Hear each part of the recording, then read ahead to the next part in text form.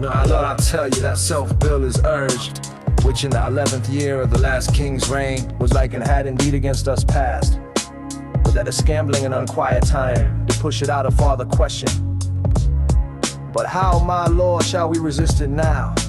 It must be thought on, if it pass against us, we lose the better half of our possession. For all the temporal lands which men devout by testament have given to the church, would they strip from us, being valued thus? As much as would maintain to the king's honor full 15 earls and 1,500 knights, 6,200 good esquires, and to relief of lazars and weak age, of indigent faint souls past corporal toil, 100 almshouses right well supplied, and to the coffers of the king beside, 1,000 pounds by the year, thus runs the bill. This would drink deep, 'twill drink the cup and all. But what prevention? The king is full of grace and fair regard, and a true lover of the holy church. The courses of his youth promised it not. The breath no sooner left his father's body, but that his wildness mortified in him seemed to die too. Yeah, at that very moment, consideration like an angel came and whipped the offending Adam out of him, leaving his body as a paradise to envelop and contain celestial spirits. Never was such a sudden scholar made, never came reformation in a flood with such a heady currents, scouring faults, nor never hydra-headed willfulness so soon did lose his seat, and all at once is in this king we are blessed in the change. Hear him but reason in divinity, and all admiring with an inward wish you would desire the king were made a prelate. Hear him debate of commonwealth affairs, you would say it hath been all in all his study. List his discourse of war, and you shall hear a fearful battle rendered you in music. Turn him to any cause of policy, the Gordian knot of it he will unloose, familiar as his garter.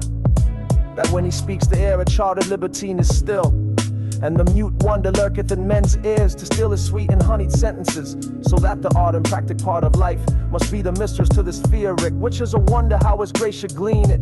Since his addiction was to courses vain, his company's unlettered, rude and shallow, his hours filled up with riots, banquets, sports, and never noted in him any study, any retirement, any sequestration from open haunts and popularity. The strawberry grows underneath the nettle, and wholesome berries thrive and ripen best, neighbor by fruit of baser quality.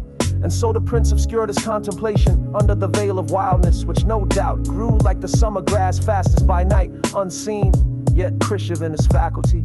It must be so, for miracles are ceased, and therefore we must needs admit the means, how things are perfected.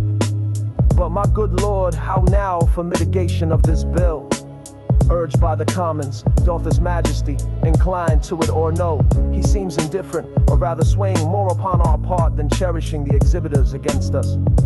For I have made an offer to his majesty upon our spiritual convocation, and in regard of causes now in hand, which I have opened to his grace at large, as touching France to give a greater sum than ever at one time the clergy yet did to his predecessors part withal. How did this offer seem received, my lord, with good acceptance of his majesty? Save that there was not time enough to hear, as I perceive his grace would fain have done the severals and unhidden passages of his true titles to some certain dukedoms, and generally to the crown and seat of France, derived from Edward, his great-grandfather. What was the impediment that broke this off? The French ambassador upon that instant crave audience, and the hour I think is come to give him hearing. Is it 4 o'clock? It is. Then go we in to know his embassy, which I could with the ready guest declare. Before the Frenchmen speak a word of it, I'll wait upon you, and I long to hear it.